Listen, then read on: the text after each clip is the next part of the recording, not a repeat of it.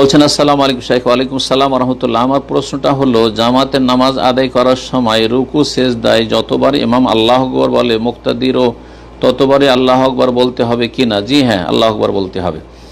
ইমাম আল্লাহ আকবর বলবে, আপনি আল্লাহ আকবর বলবেন। আল্লাহ আকবর তকবীরে তাহরিমার সময় আল্লাহ আকবর তকবীর বলা এটি হচ্ছে রুকুন, এটা না বললে সালাত হবে না। আর বাকিগুলো হচ্ছে ওয়াজিব। যে সালাতের 14টি রুকুন রয়েছে এবং 8টি ওয়াজিব রয়েছে, এগুলির খেয়াল রাখতে হবে। তো এই তাকবীরাতুল ইন্তেকাল মানে সালাতের ভিতরে যে তাকবীরগুলি রয়েছে ইমামও বলবে, আপনারা বলবেন। এবং রুকু শেষ করে ইমাম যখন বলে সামি আল্লাহু লিমান হামিদা, তখন মুক্তাদির কি তাই বলতে হবে নাকি শুধু রব্বানা ওয়ালাকাল হামদ বলবে?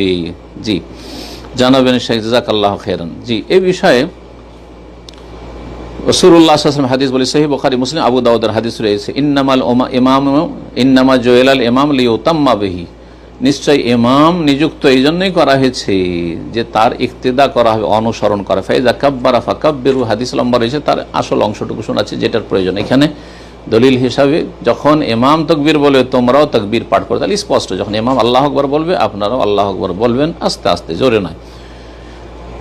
আর ওয়াইদা রাকা যখন রুকু করবে তখন তোমরা রুকু করো। ওয়াইদা কালা সামি আল্লাহু লিমান হামিদা, যখন বলবে সামি আল্লাহু লিমান হামিদা ফাকুলু রব্বানা ওয়ালাকাল হামদ বা আল্লাহুম্মা রব্বানা ওয়ালাকাল হামদ, বিভিন্নভাবে রয়েছে, তখন তোমরা বলো রব্বানা ওয়ালাকাল হামদ। তাহলে বোঝা গেল এই হাদিস নির্দেশ দেওয়া হয়েছে যখন ইমাম বলবে সামি আল্লাহু লিমান হামিদা তখন তোমরা কি বলবে? রব্বানা ওয়ালাকাল হামদ বলবে। সুতরাং মুক্তাদিরা সঠিক মতে সামি আল্লাহু লিমান হামিদা বলবে না, বরং রব্বানা ওয়ালাকাল হামদ মুক্তাদিরা বলবে, আর ইমাম দুটোও বলবে। ইমাম বলবে সামি আল্লাহু লিমান হামিদা রব্বানা ওয়ালাকাল হামদ, আর মুক্তাদিরা বলবে রব্বানা ওয়ালাকাল হামদ। যেমন স্পষ্ট এই হাদিস। এটি হচ্ছে ইমাম আহমদ বিন হাম্বলের মত, আর এটি হচ্ছে মুহাদ্দিসিনদের কাছে দলিলের দিক থেকে শক্তিশালী। পক্ষান্ত ইমাম শাফি রাহিমাহুল্লাহর মত হচ্ছে, শাফি মযহাবের, যে ইমাম মুক্তাদি উভয় সামি আল্লাহু লিমান হামিদা রব্বানা ওয়ালাকাল হামদ বলে। সুতরাং মুক্তাদিরা বলবে সামি আল্লাহু লিমান হামিদা রব্বানা ওয়ালাকাল হামদ।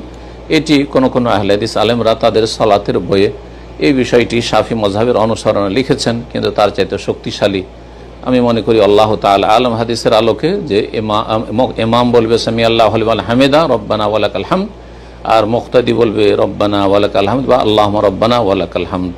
এখানে আজকের প্রশ্ন উত্তর পর্ব শেষ করছি। আল্লাহ রাব্বুল আলামিন যেন আমাদেরকে নেক আমলের তৌফিক দান করেন এবং সমস্ত রকমের শিরক বিদআত থেকে, পাপাচার থেকে বেঁচে থাকার তৌফিক দান করেন।